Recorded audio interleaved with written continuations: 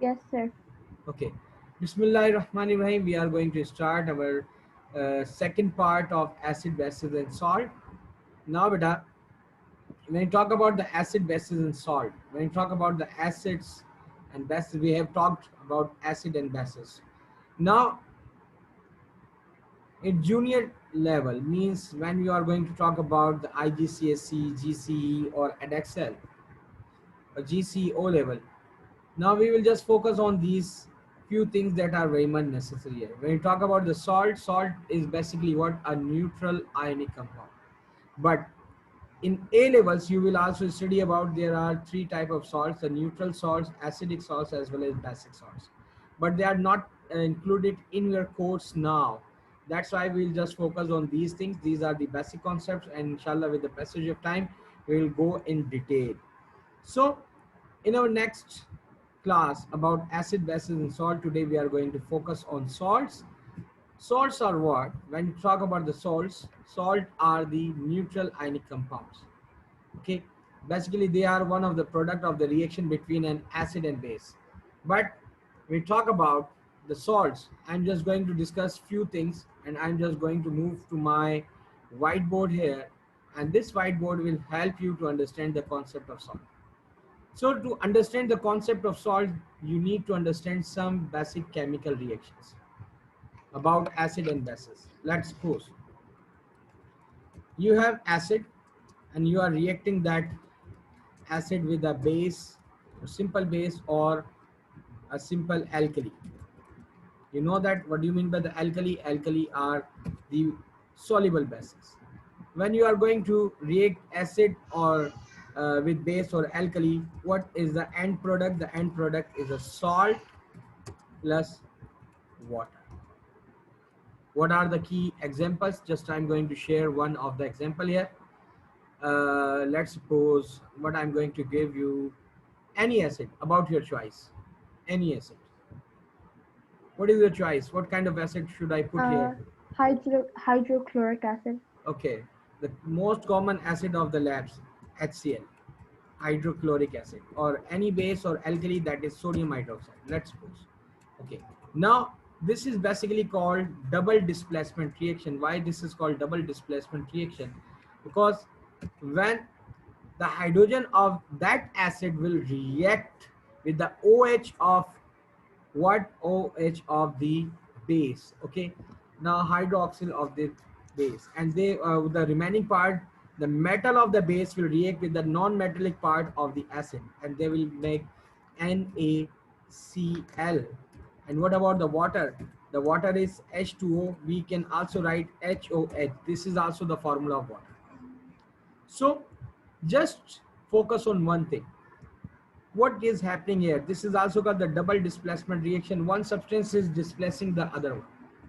Okay, like, or we can say that it is a double chemical reaction. Why? Because the hydrogen is reacting with OH and Na is reacting with Cl. You may say that the sodium is more reactive than hydrogen. That's why it is displacing the hydrogen. And chlorine, and when we talk about the chlorine is more reactive than OH, that's why it is displacing the OH, and they are making the sodium chloride. What about the water? Like this HOH, basically this is water. This is the first chemical reaction that you need to understand here. Okay, by the help of that chemical reaction, you can make salt. Okay, if you want to make the salt, we are not going in detail what kind of soluble salts and insoluble salts, but in this case you can see that you have prepared salt by the help of one chemical reaction. Okay, the second chemical reaction that I need to show here, let's suppose you have any acid, and this time I'm going to change again the color, that is acid, any acid, and you are reacting any acid with the carbonates. Okay, any carbonate means any compound which keeps the carbonate CO3 negative ion. Okay, I'll give you example and you will just clarify your concept after getting this example. When you have acid and you are reacting with carbonate, what are the circumstances and the procedures and the methods we will discuss in detail. But what is the end product? The end product is salt plus water and plus carbon dioxide. Thus, this is just one of the method that I'm going to describe. Now, by the help of that method, you can also make salt. You can also make salt. Okay. Now, just I'm going to give you the example here. The salt. Okay. Let's suppose what kind of example I'm going to give you. Again, the acid that you have chosen in the first example, that is HCl, and any carbonate like calcium carbonate CaCO3, that is called calcium carbonate. This is the formula of the marble that we use in our houses. Okay. And when you are going to just understand this topic, inshallah, you will be able to understand also the concept of acid rain, how acid rains affect the marble material or the marble things that are found outside of our environment. Okay. Now what will happen in this case? You may also use the Na2CO3. Okay, like this is Na2CO3. I'm just, it's up to you. मैं यहाँ पे calcium carbonate रखूँ या फिर कोई example रख दूँ NaCl वाली. चले मैं यहाँ पे एक COCO3 रख दिया. Now what will happen? The same thing. The metallic part of the carbonate will react with the non-metallic part of the acid there, and they will produce CaCl2, the calcium chloride, and the water. What is the formula of water? That is HOH or H2O, HOH or H2O simply. And what about, what is the formula of carbon dioxide? That is CO2. Okay. Now, the one more thing, if you are going to produce such kind of chemical equation, you must also balance them. Okay. The first chemical equation, how many hydrogen are there in the left hand side? 2 hydrogen. How many hydrogen? 2 hydrogen. How many chlorine? 1. Chlorine 1. How many sodium? 1. Sodium 1. How many oxygen? 1. 1. Okay. The above equation is balanced. But what about the second equation? How many hydrogen are there? Now tell me how many hydrogen at left hand side? It's 1. Here there are 2 hydrogen. So what will I do? Just I will place the 2 here, and this will help me to understand. Now we have balanced by the help of 2. Okay, you have also experienced how to manage the balanced chemical equation. If you don't know, inshallah we will discuss it detail also in our further classes. Now again, the second thing, that is chlorine. How many chlorine are there? Before placing the 2 here, we have only 1 chlorine now, but after putting the 2, now it becomes 2.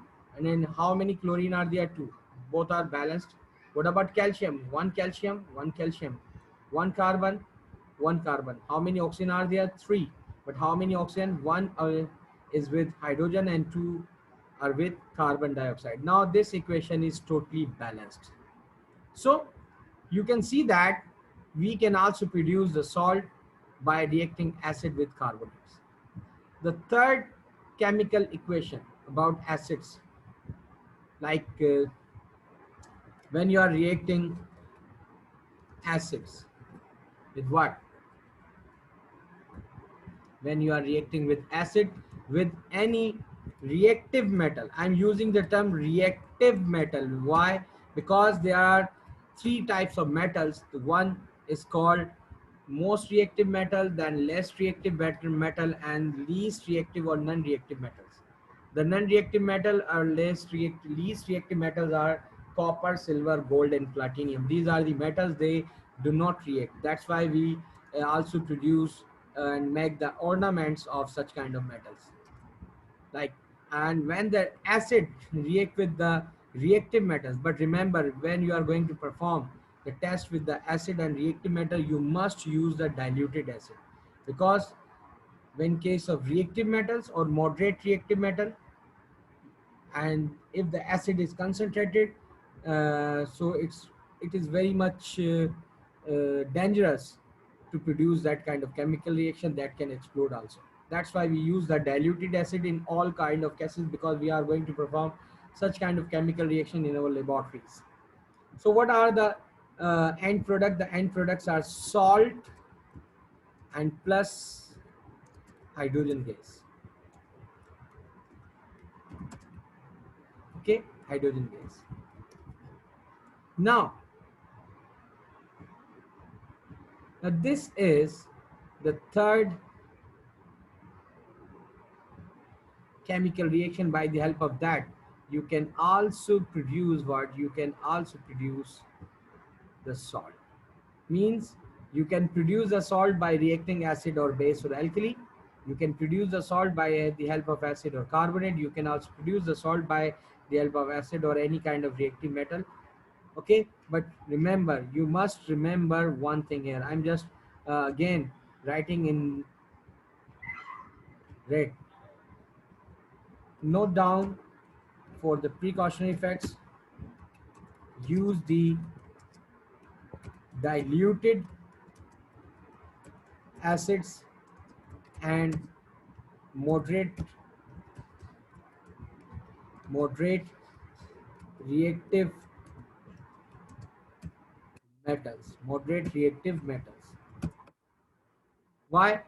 Because of safety precaution. Because of safety.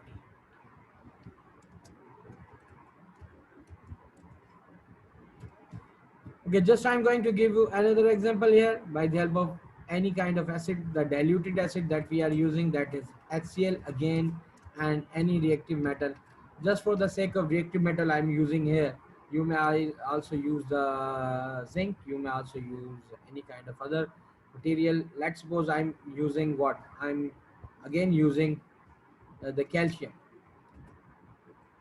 Let's suppose the calcium that we have in the form of marble, but in alone form. Okay, let's suppose I have calcium. It's very much dangerous, but just for the sake of understanding, I'm just going to share that example with all of you. Like acid and the calcium, and we will produce calcium chloride, CaCl2,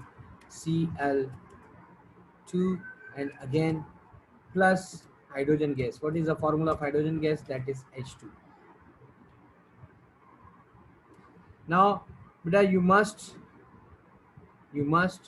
balance them. How many hydrogen are there? One. How many hydrogen are there? Two. So what will we do? We will just place the two here just to balance them. Now it's balanced. How many chlorine are there? Two. And how many chlorine? Two. Calcium, one, and calcium. Now there are the three chemical equation. By the help of these chemical reaction, you can produce the salts. But there is one more chemical reaction that you must need to understand here, because we are going to understand the concept of acid and bases. One more chemical reaction that you need to understand here, the next chemical reaction, that's about base. Okay, if you have a base or alkali, like you have a base or alkali, and the other substance, that is the ammonium salt.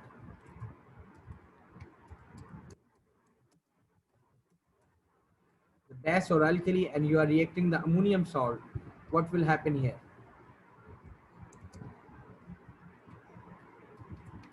Okay, you have a basic solution and ammonium salt. The same thing, you will have the salt plus water and plus another gas. This is called ammonia. Ammonia gas will be formed. So by the help of that chemical reaction, you can also produce the acid. So there are four ways which help you to make the acids if you are going to perform in laboratory or in any kind of other kind, in any chemical factory.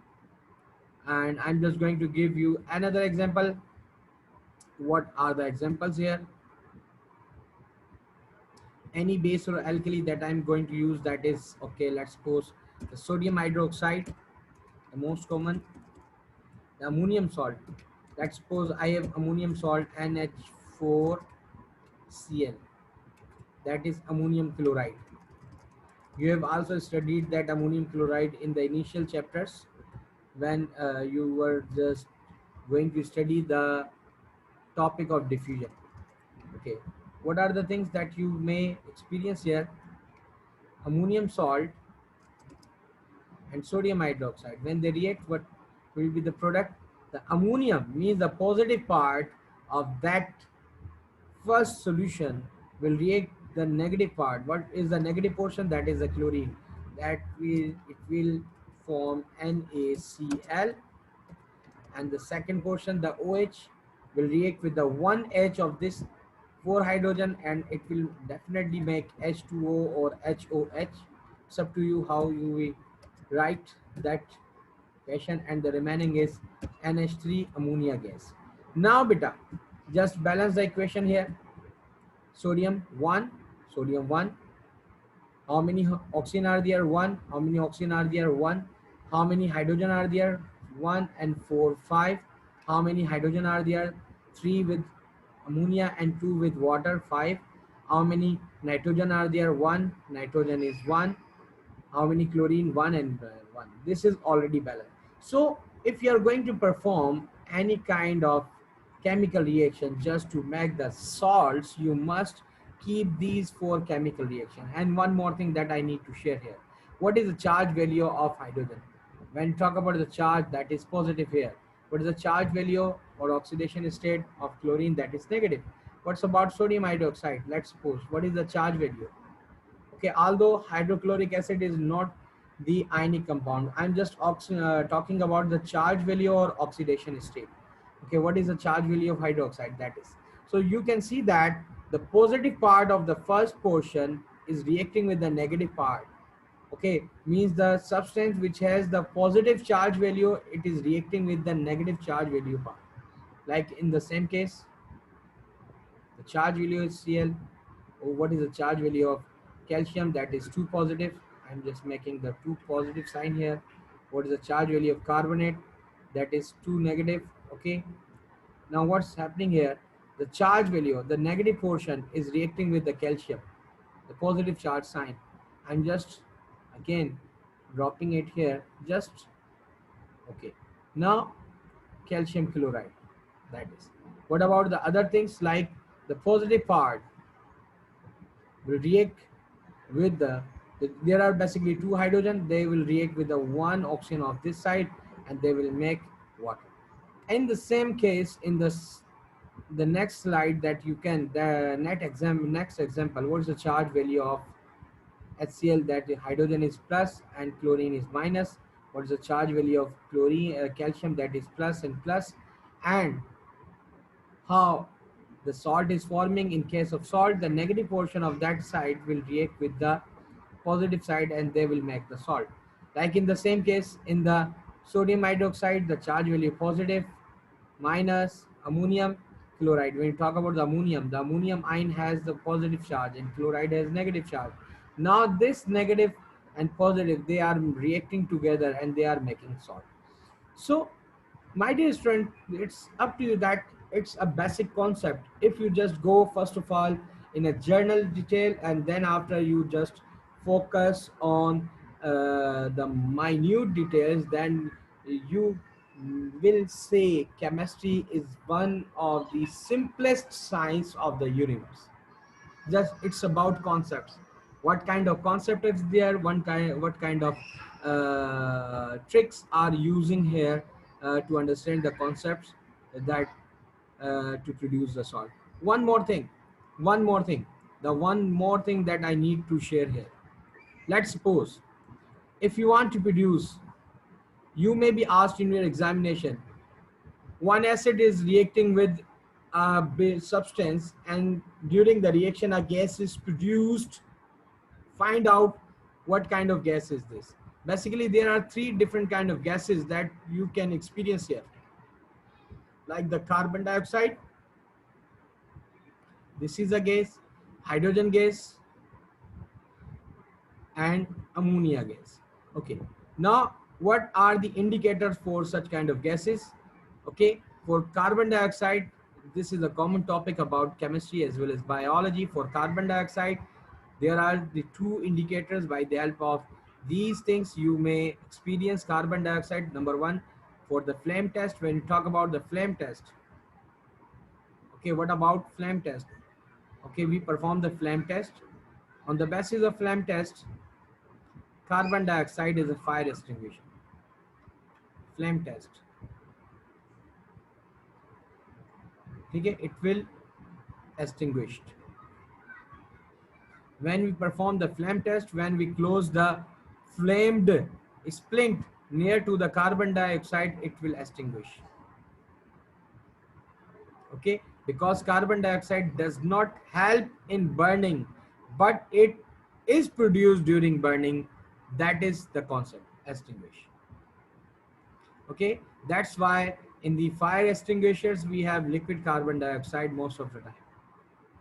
Is it clear? Now what about, and there is another test about carbon dioxide. It's very common test. Okay, when carbon dioxide react with the colorless lime water, when carbon dioxide react with the colorless lime water, I'm using the term COLOUR, colorless lime water. Colorless lime water, that is calcium hydroxide. Colorless lime water, okay, what are the results? The white precipitates will be formed. Okay, you will observe the white PPTs or white precipitates. Basically what happened during that chemical reaction? White precipitates, the short form of precipitate, that is called PPTs. Basically precipitates are the solid substances, and they are formed during the chemical reaction of carbon dioxide and colorless lime water. The formula of lime water, that is what the lime water formula is calcium hydroxide, that is calcium hydroxide, and the carbon dioxide, when they form the calcium carbonate again. Now this is the identification test of carbon dioxide. What about hydrogen gas? What about hydrogen gas? It will produce a pop sound. Okay, we performed uh, again the flame test here. It will produce the pop sound, and the flame will be extinguished. And flame will extinguished. Flame will be extinguished or turned off, or will be extinguished.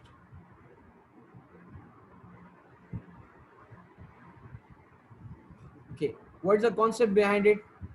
Basically, when you talk about uh,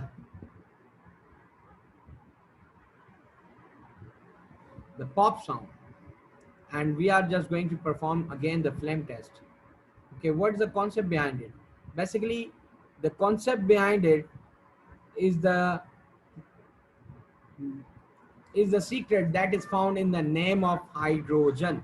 What's the meaning of hydrogen? Hydro means water, and gen means producer. Means this is the gas that it produces water during burning. So what will happen in case of hydrogen gas with the flame test? Okay, that's the hydrogen gas, and you have the flame test or flame along it. Okay, during the presence of the flame test, what will happen? The flame heat, heat of the flame, and the available air that is found,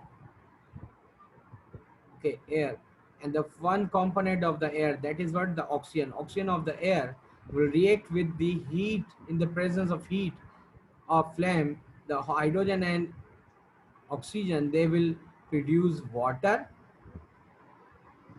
They will produce water and explosion, and they explode.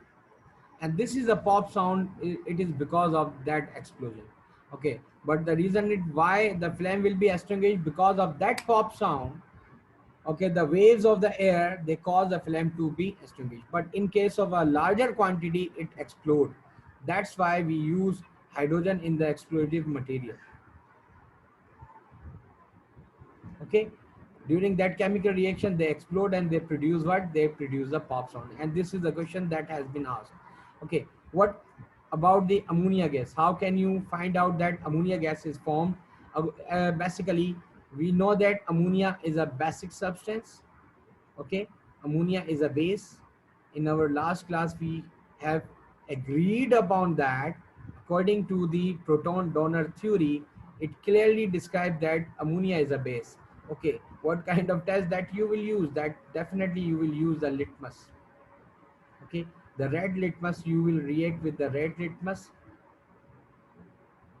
Okay, moist red litmus, I will use the term moist because the gases do not react with the litmus paper. The moist red litmus paper, the moist red litmus paper will turn, okay beta, will turn blue. It will turn blue. And this color change, the red litmus paper will turn blue. This represent that this is ammonia gas. Is that clear? Can we move further? Just 1 minute, sir. I'm writing it down. Okay. Just take the snapshot. Okay, I'm done. Okay, that's good. Okay, that was the concept behind it. So according to these concept, you can see that the salts that is producing here, that is NaCl, that is ionic compound, CaCl2, this is ionic compound, CaCl2 ionic compound, and all of these salts, even the ammonium salt, when we talk about the ammonium salt, although we are not producing the ammonium salt, but in that case also, this is also ionic compound. So salts are what? Basically, salts are the ionic compounds. I'm just moving to my slides also. Salts are what? Salts are the ionic compounds. And at your level, just focus on one thing. Salts are ionic compounds and they are neutral ionic compounds. And they are often produced by the action of acids with the metals, with the action of acid with alkali or base, with the action of acid with carbonates, and with a base solution with the ammonium salt. Okay, in these things you can see that the salts are formed. Okay, there are many ways to classify the salts, but in IGCSE, GCE, GCSE, or in Edexcel system, you can say that there are two types of salt. There are two types of salt, the soluble salts and insoluble salts. Just take a snapshot here. We talk about the soluble salts. We talk about the soluble salts here, like this one, the soluble salts. These are the soluble salts. Means when we talk about the soluble salts, soluble in water. Okay, so we are just talking about soluble in water. This is the understood thing. You must focus one thing here. We talk about the soluble salts. Soluble salts means the soluble salts in water. Insoluble means they are not soluble in water. So there are few things that you need to understand. All nitrates are soluble in water. All halides. What do you mean by the halides? When we talk about the halides, means the group 7. The group 7, the halogens, which are called halogens. What are the halogens? Do you know about that? Yes, sir. Halogens. And halogens means the group 7, like chlorine, fluorine, chlorine, bromine, iodine, and acetylene. And by the help of halogens, you may also produce a salt. That's why they are also called the salts. You have just captured this slide. I just need to one more thing. There is one more way. You will also study these things in further reactions. Let's suppose that's why they are called halogens. HALO. Halo means salt. SALT, salt. And plus gens. Gen means producer. The gen word is derived from Genesis. Genesis means start, or starter, or maker, or producer. So halogens are the salt maker. How can you say that the halogens are salt maker? Just let's suppose you have any kind of halogen like I'm just talking about chlorine. It's the most common halogen. Okay, chlorine. And you are reacting chlorine with a metal. What will happen? It will make NaCl halogens. Okay, they will make the salt. There is another way, but this is a tricky way that and this way is not easily applicable in the simple laboratories of the school, because chlorine is highly poisonous gas and sodium is a very high, very reactive metal. That's why we do not use that procedure also in our laboratories. But as I have told you that there are so many ways to define that, uh, how can you produce the salts, and there are so many ways to produce the salt by this way. Okay, like just write it down. The halogens, what are the halogens? There are, number one, we talk about the halogens like fluorine. Okay, I'm just using the F2. F2 means all halogens, basically they are uh, diatomic molecules, and for the halogens use a term we use a term. What is the term that we use for? We use the term X.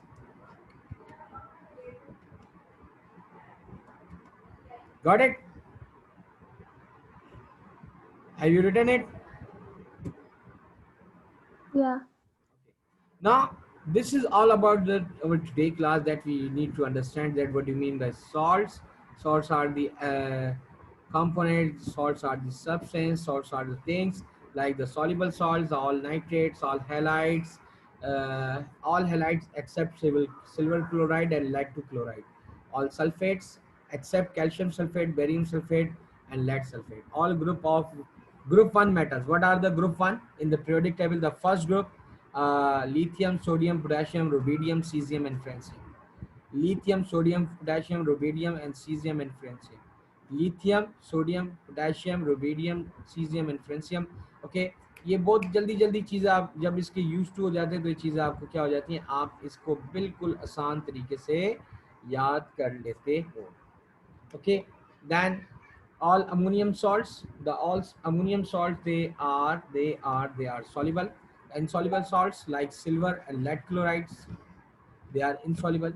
And इसके अलावा ये बात हमने पहले भी बात कर ली थी, लाइक ऑल हैलाइड्स. यहाँ पे आ गया.